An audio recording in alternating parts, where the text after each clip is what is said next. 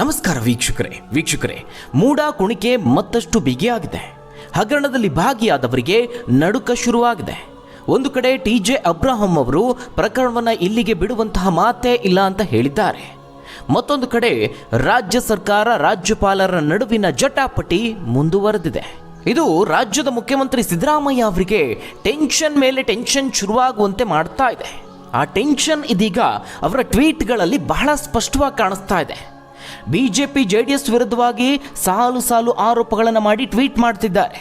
ಕೇವಲ ಇದಿಷ್ಟೇ ಅಲ್ಲದೆ ಸಿಎಂ ಸಿದ್ದರಾಮಯ್ಯ ಅವರಿಗೆ 136 ಶಾಸಕರ ಬಲಿಷ್ಠ ಸರ್ಕಾರ ಇದ್ರೂ ಯಾಕೆ ಅಸ್ಥಿರತೆ ಕಾಡ್ತಾ ಇದೆ ಅನ್ನೋದೇ ಹಲವು ಅನುಮಾನಗಳಿಗೆ ಎಡೆ ಮಾಡಿಕೊಡ್ತಾ ಇದೆ. ರಾಜ್ಯ ರಾಜಕೀಯದಲ್ಲಿ ತೆರೆಮರೆಯ ಆಟದ ಸ್ಪಷ್ಟ ಗೋಚರ ಆಗ್ತಾ ಇದೆ. ಯಾಕಂದ್ರೆ ಸಿಎಂ ಸಿದ್ದರಾಮಯ್ಯ ಅವರು ಒಂದು ಆಂದೋಲನವನ್ನು ಶುರು ಮಾಡಿದ್ದಾರೆ. ಆ ಒಂದು ಆಂದೋಲನದ ಬಗ್ಗೆ ಕೇಳಿದ್ರೆ ನೀವು ಬಹಳ ಅಚ್ಚರಿ ಪಡ್ತೀರಾ. ಸರ್ಕಾರದ ತಲೆನೋವಿನ ಜೊತೆಗೆ ಈಗ ಮೂಡ ಹಗರಣ ಸಿದ್ದರಾಮಯ್ಯ ಅವರನ್ನ ಇನ್ನಿಲ್ಲದಂತೆ ಕಾಡ್ತಾ ಇದೆ. ನಿಮ್ಮೆಲ್ಲರಿಗೂ ಗೊತ್ತಿರುವಂತೆ ಈಗ ರಾಜ್ಯಪಾಲರ ಕೈಯಲ್ಲಿ ಸಿದ್ದರಾಮಯ್ಯ ಅವರ ಭವಿಷ್ಯ ಅಡಗಿದೆ. ಅದೇ ಮೂಡ ವಿಚಾರದಲ್ಲಿ ಈಗ ರಾಜ್ಯಪಾಲರು ಒಂದು ಹೆಜ್ಜೆ ಮುಂದೆ ಹೋಗಿದ್ದಾರೆ. ದೆಹಲಿಗೆ ಹೋಗಿದ್ದ ರಾಜ್ಯಪಾಲರು ರಾಜ್ಯಕ್ಕೆ ಬರ್ತಾ ಇದ್ದಂತೆ ಸಿಎಂಗೆ ಮತ್ತೊಂದು ಶಾಕ್ ಕೊಟ್ಟಿದ್ದಾರೆ. ಸಿದ್ದರಾಮಯ್ಯ ಅವರಿಗೆ ಶೋಕಾಸು ನೋಟಿಸ್ ಅನ್ನು ಕೊಟ್ಟಿರುವಂಥದ್ದು. ಮತ್ತೊಂದು ಕಡೆ ಟಿ.ಜೆ. ಅಬ್ರಹಾಂ ಅವರು ಸಹ ಸಿದ್ದರಾಮಯ್ಯ ಅವರಿಗೆ ಮತ್ತೊಂದು ಶಾಕ್ ನೀಡಿದ್ದಾರೆ. ಅಲ್ಲದೆ RTI ಕಾರ್ಯಕರ್ತ ಗಂಗರಾಜು ಅವರು ಮತ್ತೊಂದು ಹೊಸ ದಾಖಲೆಯನ್ನು ಬಿಡುಗಡೆ ಮಾಡಿದ್ದಾರೆ. ಸಿಎಂ ವಿರುದ್ಧವಾಗಿ ಮತ್ತೊಂದು ಗಂಭೀರ ಆರೋಪ ಕೇಳಿ ಬಂದಿದೆ. ಇವೆಲ್ಲವನ್ನ ಗಮನಿಸ್ತಾ ಇದ್ರೆ ಇದು ಎಷ್ಟರ ಮಟ್ಟಿಗೆ ಹೋಗಿ ತಲುಪುತ್ತೆ ಅನ್ನೋದೇ ಈಗ ಭಾರೀ ಕುತೂಹಲವನ್ನು ಮೂಡಿಸಿರುವಂಥದ್ದು. ಈ ಎಲ್ಲ ಬೆಳವಣಿಗೆಗಳ ಮಧ್ಯೆ ಕುಮಾರಸ್ವಾಮಿ ಅವರು ರಾಜ್ಯ ರಾಜಕೀಯದ ಒಂದು ಸ್ಫೋಟಕ ಬಾಂಬ್ ಸಿಡಿಸಿದ್ದಾರೆ. ಅದೂ ಸಹ ಇದೇ ಮೂಡ ಹಗರಣದ ವಿಚಾರದಲ್ಲಿ. ಮೊದಲೇ DK ಶಿವಕುಮಾರ್ ಹಾಗೆ ಕುಮಾರಸ್ವಾಮಿ ಅವರ ನಡುವೆ ಒಂದು ವಾಕ್ಸಮರ ನಡೀತಾ ಇದೆ.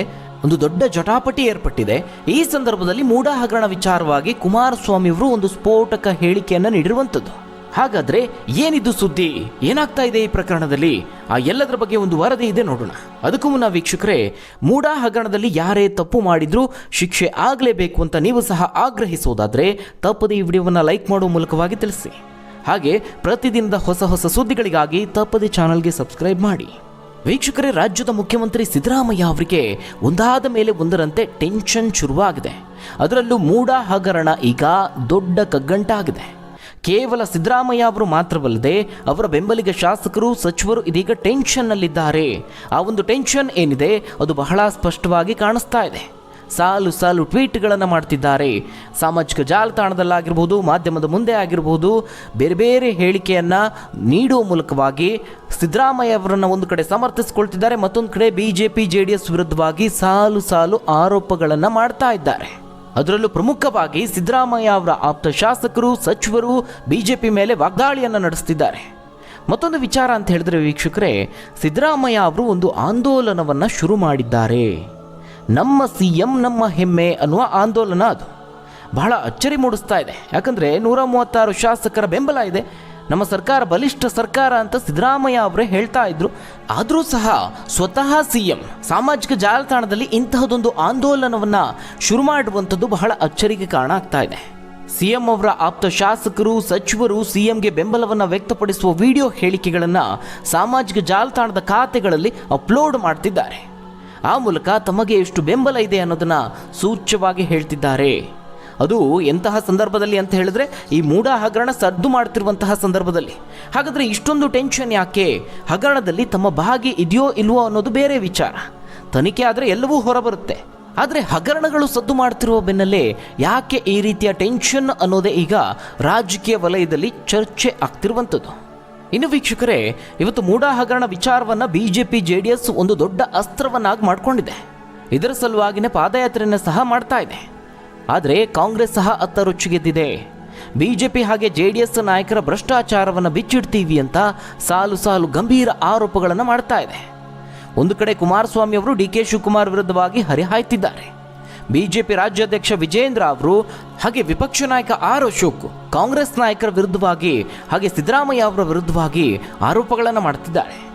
ಆ ಕಡೆಯಿಂದ ನಿಮ್ಮ ಹಗರಣವನ್ನು ನಾವು ಬಿಚ್ಚಿಡ್ತೀವಿ ಅಂತ, ನೀವೆಂತ ಭ್ರಷ್ಟರು ಅಂತ ರಾಜ್ಯದ ಜನತೆಗೆ ಗೊತ್ತಾಗಲಿ ಅಂತ ಕಾಂಗ್ರೆಸ್ ನಾಯಕರಿಂದಲೂ ಕೌಂಟರ್ಗಳು ಬರ್ತಾ ಇದೆ.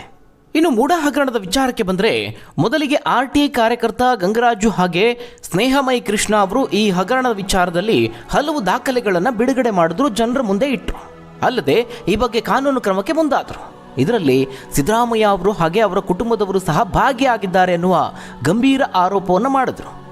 ಹಗರಣದಲ್ಲಿ ದಾಖಲೆಗಳನ್ನು ಸಂಗ್ರಹ ಮಾಡೋದರಲ್ಲಿ ಗಂಗರಾಜು ಅವರು ಸಾಕಷ್ಟು ಕೆಲಸವನ್ನು ಮಾಡಿದ್ದಾರೆ. ಇನ್ನು ಹಗರಣ ಬಯಲಿಗೆಳೆದ ನಂತರದಲ್ಲಿ ಅವರ ವಿರುದ್ಧವಾಗಿ ಒಂದಷ್ಟು ಆರೋಪಗಳು ಕೇಳಿಬಂತು. ಅಲ್ಲದೆ ಸ್ಥಳೀಯ ಕಾಂಗ್ರೆಸ್ ನಾಯಕರು ಇವರು ಇಲ್ಲ ಸಲ್ಲದ ಆರೋಪಗಳನ್ನು ಮಾಡ್ತಿದ್ದಾರೆ ಅಂತ RTI ಕಾರ್ಯಕರ್ತರ ವಿರುದ್ಧವಾಗಿಯೇ ದೂರು ದಾಖಲು ಮಾಡಿದ್ರು. ಇದೀಗ ಮತ್ತೊಮ್ಮೆ ಗಂಗರಾಜು ಅವರು ಹೊಸ ದಾಖಲೆಗಳನ್ನು ಬಿಡುಗಡೆ ಮಾಡಿದ್ದಾರೆ. ಅವರು RTIನಿಂದ ಪಡೆದಂತಹ ಮಾಹಿತಿ ಇದೀಗ ಬಹಳ ಅಚ್ಚರಿ ಮೂಡಿಸ್ತಾ ಇದೆ. ಅದು ಸಹ ಸಿದ್ದರಾಮಯ್ಯ ಅವರ ವಿಚಾರದಲ್ಲಿ ಬಿಡುಗಡೆ ಮಾಡಿರುವಂತಹ ದಾಖಲೆಗಳು. ಇತ್ತೀಚಿನ ಮೂಡಾ ಹಗರಣದ ವಿಚಾರ, ಬದಲಿ ನಿವೇಶನದ ವಿಚಾರವಲ್ಲದೆ ಸಿದ್ದರಾಮಯ್ಯ ಅವರು ಆ ಕಾಲದಲ್ಲೇ ಅಂದರೆ 1984ರಲ್ಲೇ ಶಾಸಕರಾಗಿದ್ದ ಸಂದರ್ಭದಲ್ಲೇ ಬದಲಿ ನಿವೇಶನವನ್ನು ಪಡೆದಿದ್ದ ಸಂಗತಿ ದಾಖಲೆಗಳಿಂದ ಬಹಿರಂಗಗೊಂಡಿದೆ. 1984ರ ಏಪ್ರಿಲ್ನಲ್ಲಿ ಸಿದ್ದರಾಮಯ್ಯ ಅವರಿಗೆ ಮೈಸೂರು, ಜಯನಗರ, ತೊಣಚಿಕೊಪ್ಪಲು 2ನೇ ಹಂತದ ಎಂ ಬ್ಲಾಕ್ನ ನಿವೇಶನ ಸಂಖ್ಯೆ 9ರಲ್ಲಿ 50-80 ಚದರ ಅಡಿ ಅಳತೆಯ ನಿವೇಶನ ಮಂಜೂರಾಗಿತ್ತು. ಇದಕ್ಕಾಗಿ ಪ್ರತಿ ಚದರ ಗಜಕ್ಕೆ 30 ರೂಪಾಯಿಯಂತೆ ಒಟ್ಟು 15,110 ದರವನ್ನು ನಿಗದಿಪಡಿಸಲಾಗಿತ್ತು. ಆದರೆ ಆ ಒಂದು ನಿವೇಶನಕ್ಕೆ ಬದಲಾಗಿ ಅದೇ ಬಡಾವಣೆಯ G ಮತ್ತು H ಬ್ಲಾಕ್ನಲ್ಲಿ ಖಾಲಿ ಇರುವ ನಿವೇಶನ ಸಂಖ್ಯೆ 1245 ನಂಬರ್ನ ಸೈಟನ್ನು ಮಂಜೂರು ಮಾಡುವಂತೆ ಸಿದ್ದರಾಮಯ್ಯ ಅವರು ಕೋರಿದ್ರು. ಈ ಮನವಿಗೆ ಸ್ಪಂದಿಸಿದ ಅಧಿಕಾರಿಗಳು ಹಳೆ ನಿವೇಶನ ಹಂಚಿಕೆಯನ್ನು ರದ್ದುಪಡಿಸಿ ಶಾಸಕರ ಕೋರಿಕೆಯಂತೆ, ಪ್ರಮುಖವಾಗಿ ಇಲ್ಲಿ ಶಾಸಕರ ಕೋರಿಕೆಯಂತೆ ಹೊಸ ನಿವೇಶನವನ್ನು ಮಂಜೂರು ಮಾಡಿದ್ರು. ಈ ವಿಚಾರ ಹೇಗೆ ಬಂತು ಅಂತ ಹೇಳಿದ್ರೆ RTI ಕಾರ್ಯಕರ್ತ ಗಂಗರಾಜು ಅವರಿಗೆ ಮಾಹಿತಿ ಹಕ್ಕಿನ ಅಡಿಯಲ್ಲಿ ಮೂಡಾ ಅಧಿಕಾರಿಗಳು ನೀಡಿರುವಂತಹ ದಾಖಲೆಗಳಲ್ಲಿ ಈ ಒಂದು ಸಂಗತಿ ಬಹಿರಂಗಗೊಂಡಿದೆ. ಈ ಬಗ್ಗೆ ಗಂಗರಾಜು ಅವರು ಏನು ಹೇಳಿದ್ದಾರೆ? ಬದಲಿ ನಿವೇಶನದ ಕುರಿತು ಈಗ ಚರ್ಚೆ ಆಗ್ತಾ ಇದೆ, ಜೋರಾಗಿ ನಡೀತಾ ಇದೆ.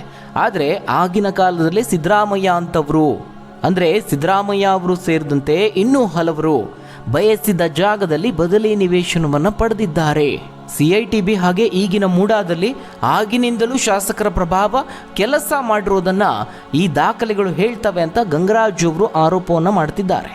ಇದು 1984ರ ಬದಲಿ ನಿವೇಶನದ ಆರೋಪ. ಆದರೆ ಇನ್ನು ಇತ್ತೀಚಿನ ಬದಲಿ ನಿವೇಶನದ ಆರೋಪ ವಿಚಾರವಾಗಿ CM ವಿರುದ್ಧವಾಗಿ ರಾಜ್ಯಪಾಲರಿಗೆ ಸಾಮಾಜಿಕ ಹೋರಾಟಗಾರ TJ ಅಬ್ರಹಂ ಅವರು ಸಿದ್ದರಾಮಯ್ಯ ಅವರಿಗೆ ಒಂದು ಸವಾಲನ್ನು ಹಾಕಿದ್ದಾರೆ. ಸಿದ್ದರಾಮಯ್ಯ ಅವರು ತಪ್ಪು ಮಾಡಿಲ್ಲ ಅಂತ ಅವರ ಬೆಂಬಲಿಗರು ಹೇಳ್ತಿದ್ದಾರೆ. DK ಶಿವಕುಮಾರ್ ಅವರು ಸಹ ಅದನ್ನೇ ಹೇಳ್ತಿದ್ದಾರೆ. ಆದರೆ ಯಾವ ಕಾರಣಕ್ಕಾಗಿ CM ವಿರುದ್ಧವಾಗಿ ಪ್ರಾಸಿಕ್ಯೂಷನ್ಗೆ ಅನುಮತಿ ನೀಡಬಾರದು ಅಂತ ಕಾರಣವನ್ನೇ ಹೇಳ್ತಾ ಇಲ್ಲ. ಹೀಗಾಗಿ ತನಿಖೆಯನ್ನು ಎದುರಿಸಿ ಅಂತ ಸವಾಲ್ ಹಾಕಿದ್ದಾರೆ. ಈಗಾಗಲೇ ಅವರು ಮೂಡಾ ಅಧಿಕಾರಿಗಳನ್ನು ಭೇಟಿ ಮಾಡಿ ಈಗ ಹಂಚಿಕೆ ಆಗಿರುವಂತಹ 14 ಸೈಟ್ಗಳು ಸಿದ್ದರಾಮಯ್ಯ ಅವರದಲ್ಲ, ಆ ಸೈಟ್ಗಳನ್ನು ಮೂಡಾ ವಾಪಸ್ ಪಡೆದುಕೊಳ್ಳಬೇಕು. ಸ್ವತಃ CM ಹೇಳಿದಂತೆ ಅದರ ಮೌಲ್ಯ 62 ಕೋಟಿ ರೂಪಾಯಿಗಳು. ಆ ಒಂದು ಆಸ್ತಿಯನ್ನು ಸಿದ್ದರಾಮಯ್ಯ ಅವರ ಪತ್ನಿಯವರಿಂದ ವಾಪಸ್ಸು ಪಡೆದುಕೊಳ್ಳಬೇಕು ಅಂತ ಆಗ್ರಹಿಸಿದ್ದಾರೆ.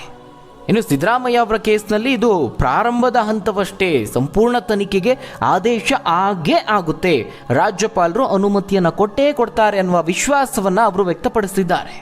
ಈ ನಡುವೆ ಸಿದ್ದರಾಮಯ್ಯ ಅವರಿಗೆ 3ನೇ ನೋಟಿಸನ್ನು ರಾಜ್ಯಪಾಲರಾದಂತಹ ಥಾವರ್ ಚಂದ್ ಗೆಹ್ಲೋಟ್ ಅವರು ಜಾರಿ ಮಾಡಿದ್ದಾರೆ. ನಿಮ್ಮೆಲ್ಲರಿಗೂ ಗೊತ್ತಿರುವಂತೆ ರಾಜ್ಯಪಾಲರು ಜುಲೈ 3ನೇ ವಾರದಲ್ಲಿ ಮೊದಲ ನೋಟಿಸನ್ನು ಕೊಟ್ಟಿದ್ರು.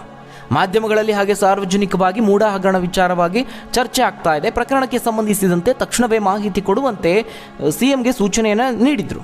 ನಂತರದಲ್ಲಿ ಜುಲೈ 26ರಂದು TJ ಅಬ್ರಹಂ ಅವರು ನೀಡಿದಂತಹ ದೂರನ್ನು ಆಧರಿಸಿ 2ನೇ ನೋಟಿಸನ್ನು ಕಳುಹಿಸಲಾಯಿತು. ಅದರಲ್ಲಿ ಪ್ರಮುಖವಾಗಿ ಈ ಪ್ರಕರಣವನ್ನು ಪ್ರಾಸಿಕ್ಯೂಷನ್ಗೆ ಯಾಕೆ ಕೊಡಬಾರದು ಅಂತ ಕೇಳಿ ರಾಜ್ಯಪಾಲರು ರಾಜ್ಯ ಸರ್ಕಾರಕ್ಕೆ ಶೋಕಾಸು ನೋಟಿಸನ್ನು ನೀಡಿದ್ರು. ಆದರೆ ವೀಕ್ಷಕರೇ, ಇದೀಗ ಆಗಸ್ಟ್ 5ನೇ ತಾರೀಕು ರಾಜ್ಯಪಾಲರು 3ನೇ ನೋಟಿಸನ್ನು ಜಾರಿ ಮಾಡಿದ್ದಾರೆ. ಕಳೆದ ವಾರದಲ್ಲಿ ಏನೇನಾಯಿತು ಅನ್ನೋದು ನಿಮ್ಮೆಲ್ಲರಿಗೂ ಗೊತ್ತಿದೆ. ಕ್ಯಾಬಿನೆಟ್ ಸಭೆಯಲ್ಲಿ ರಾಜ್ಯಪಾಲರ ನಡೆಯನ್ನು ಪ್ರಶ್ನೆ ಮಾಡಿದ್ರು, ನೋಟಿಸ್ ವಾಪಸ್ ಪಡೆದುಕೊಳ್ಬೇಕು ಅಂತ ಹೇಳಿದ್ರು. ಹೀಗಾಗಿ ಮತ್ತೆ ಕೇಸ್ನಲ್ಲಿ ಕ್ಲಾರಿಫಿಕೇಶನ್ ಕೊಡುವಂತೆ ನೋಟಿಸನ್ನು ಇದೀಗ ರಾಜ್ಯಪಾಲರು ಜಾರಿ ಮಾಡಿದ್ದಾರೆ. ಸದ್ಯ ಇದನ್ನು ಗಮನಿಸ್ತಾ ಇದ್ರೆ ರಾಜ್ಯಪಾಲರು ಎಚ್ಚರಿಕೆ ಹೆಜ್ಜೆಯನ್ನು ಇಡ್ತಿದ್ದಾರೆ ಅಂತಲೇ ಹೇಳ್ಬೋದು. ಯಾಕಂದ್ರೆ ಈ ಹಿಂದೆ BS ಯಡಿಯೂರಪ್ಪ ಅವರ ಪ್ರಕರಣದಲ್ಲಿ ಒಂದು ಎಡವಟ್ಟಾಗಿತ್ತು. ಅಂದಿನ ರಾಜ್ಯಪಾಲರಾದಂತಹ ಹಂಸರಾಜ್ ಭಾರದ್ವಾಜ್ ಅವರ ಆದೇಶವನ್ನ ಯಡಿಯೂರಪ್ಪ ಅವರು ಪ್ರಶ್ನೆ ಮಾಡಿದ್ರು. ರಾಜ್ಯಪಾಲರು ಯಡಿಯೂರಪ್ಪ ಅವರ ವಿರುದ್ಧವಾಗಿ ಪ್ರಾಸಿಕ್ಯೂಷನ್ಗೆ ಅನುಮತಿ ಕೊಡುವಂತಹ ಸಂದರ್ಭದಲ್ಲಿ ಆರೋಪದ ಬಗ್ಗೆ ಮುಖ್ಯಮಂತ್ರಿಗಳಿಂದ ಮಾಹಿತಿ ಪಡೆಯುವ ಪ್ರಕ್ರಿಯೆಯನ್ನೇ ಸರಿಯಾಗಿ ನಡೆಸಿಲ್ಲ, ಆತುರವಾಗಿ ನಿರ್ಧಾರವನ್ನು ಮಾಡಿ ನೋಟಿಸ್ ಕೊಟ್ಟಿದ್ದಾರೆ, ರಾಜ್ಯ ಸರ್ಕಾರವನ್ನು ಅಭದ್ರ ಮಾಡುವ ಕೆಲಸಕ್ಕೆ ಕೈ ಹಾಕಿದ್ದಾರೆ ಅಂತ ಆರೋಪವನ್ನು ಮಾಡಿದ್ರು. ಆಗ ಕೇಂದ್ರದಲ್ಲಿ UPA ಸರ್ಕಾರ ಇತ್ತು. ಹೀಗಾಗಿ ಪೊಲಿಟಿಕಲ್ ಮೈಲೇಜ್ ಪಡೆಯುವಂತಹ ನಿರ್ಧಾರವನ್ನು ಮಾಡಿದ್ರು ಅಂತ ಯಡಿಯೂರಪ್ಪ ಅವರು ವಾದವನ್ನು ಮಾಡಿದ್ರು. ಅದನ್ನು ಹೈಕೋರ್ಟ್ ಕೂಡ ಒಪ್ಪಿಕೊಂಡಿತ್ತು. ಅಲ್ಲದೆ ಜನಪ್ರತಿನಿಧಿಗಳು ಸರ್ಕಾರದ ನೇತೃತ್ವ ವಹಿಸಿರುವವರ ವಿರುದ್ಧ ಪ್ರಾಸಿಕ್ಯೂಷನ್ಗೆ ಕೊಡುವಾಗ 3 ಬಾರಿ ನೋಟಿಸ್ ಹಾಗೆ 3 ಬಾರಿ ಲೀಗಲ್ ಒಪಿನಿಯನ್ ಪಡೆದು ಮುಂದುವರಿಬೇಕು ಅಂತ ಹೈಕೋರ್ಟ್ ಆದೇಶವನ್ನು ಮಾಡಿತ್ತು. ಇದಾದ ನಂತರದಲ್ಲಿ ಯಡಿಯೂರಪ್ಪ ಅವರು ಈ ಪ್ರಕರಣದಲ್ಲಿ ಜೈಲಿಗೆ ಹೋಗಿದ್ರು. ಹೀಗಾಗಿ ಈಗ ಮೂಡಾ ಪ್ರಕರಣದ ವಿಚಾರದಲ್ಲಿ ಮುಖ್ಯಮಂತ್ರಿ ಸಿದ್ದರಾಮಯ್ಯ ಅವರ ಮೇಲೆ ಆರೋಪ ಕೇಳಿ ಬಂದಿರೋದ್ರಿಂದ ಕಾನೂನು ಪ್ರಕ್ರಿಯೆ ಮಾಡುವಾಗ ಯಾವುದೇ ರೀತಿಯ ಲೋಪ ಆಗದೇ ಇರೋ ರೀತಿಯಲ್ಲಿ ರಾಜ್ಯಪಾಲರು ಇದೀಗ ಪದೇ ಪದೇ ನೋಟಿಸನ್ನು ಕೊಡ್ತಿದ್ದಾರೆ. ನಿನ್ನೆ ದೆಹಲಿಯಿಂದ ಅವರು ರಾಜ್ಯಕ್ಕೆ ಮರಳಿದ ನಂತರದಲ್ಲಿ ಲೀಗಲ್ ಪ್ರಕ್ರಿಯೆಯನ್ನು ಚುರುಕುಗೊಳಿಸಿದ್ದಾರೆ. ಹೀಗಾಗಿ ಇದೀಗ CM ಹಾಗೆ ಕ್ಯಾಬಿನೆಟ್ ಸಚಿವರು ಇದಕ್ಕೆ ಯಾವ ರೀತಿ ಪ್ರತಿಕ್ರಿಯೆ ಕೊಡ್ತಾರೆ ಬಹಳ ಕುತೂಹಲವನ್ನು ಮೂಡಿಸಿದೆ. ಪ್ರಮುಖವಾಗಿ ಇಲ್ಲಿ ರಾಜ್ಯಪಾಲರ ನಡೆಯನ್ನು ಪ್ರಶ್ನಿಸಿ ಸಿದ್ದರಾಮಯ್ಯ ಅವರು ಹೈಕೋರ್ಟ್ಗೆ ತೆರಳುವಂತಹ ಸಾಧ್ಯತೆ ಇದೆ. ಇನ್ನು ಈ ಎಲ್ಲ ಬೆಳವಣಿಗೆಗಳ ಮಧ್ಯೆ ಕುಮಾರಸ್ವಾಮಿ ಅವರು ಇದೇ ಮೂಡಾ ಹಗರಣ ವಿಚಾರದಲ್ಲಿ ಒಂದು ಬಾಂಬ್ ಸಿಡಿಸಿದ್ದಾರೆ. ಮೂಡಾ ಹಗರಣದಲ್ಲಿ ಸಿದ್ದರಾಮಯ್ಯ ಅವರು ಹಾಗೆ ಅವರ ಕುಟುಂಬದವರು ಭಾಗಿಯಾಗಿರೋದನ್ನು ಬಯಲಿಗೆಳೆದಿದ್ದೆ DK ಶಿವಕುಮಾರ್ ಅವರು. ಅದರ ದಾಖಲೆಗಳನ್ನು ಹುಡುಕಿಕೊಂಡು ಎಲ್ಲೂ ಹೋಗಿದ್ರು DK ಶಿವಕುಮಾರ್ ಅವರು ಅಂತ ಒಂದು ಸ್ಫೋಟಕ ಹೇಳಿಕೆಯನ್ನು ನೀಡಿರುವಂಥದ್ದು. ಇದೂ ಸಹ ಇದೀಗ ರಾಜ್ಯ ರಾಜಕೀಯದಲ್ಲಿ ಸಂಚಲನವನ್ನು ಮೂಡಿಸಿದೆ. ಒಟ್ಟಾರೆಯಾಗಿ ಹಗರಣ ಭಾರೀ ಸದ್ದು ಮಾಡ್ತಾ ಇದೆ. ಮುಂದಿನ ದಿನಗಳಲ್ಲಿ ಏನಾಗುತ್ತೆ ಅಂತ ಕಾದು ನೋಡಬೇಕಾಗಿದೆ. ಹಾಗಾದರೆ ವೀಕ್ಷಕರೇ, ಈ ಒಂದು ಹಗರಣದ ಬಗ್ಗೆ ನೀವೇನಂತೀರಾ? ನಿಮ್ಮ ಅನಿಸಿಕೆ ಅಭಿಪ್ರಾಯವನ್ನು ಕಮೆಂಟ್ ಮೂಲಕವಾಗಿ ತಿಳಿಸಿ. ಧನ್ಯವಾದಗಳು ವೀಕ್ಷಕರೇ.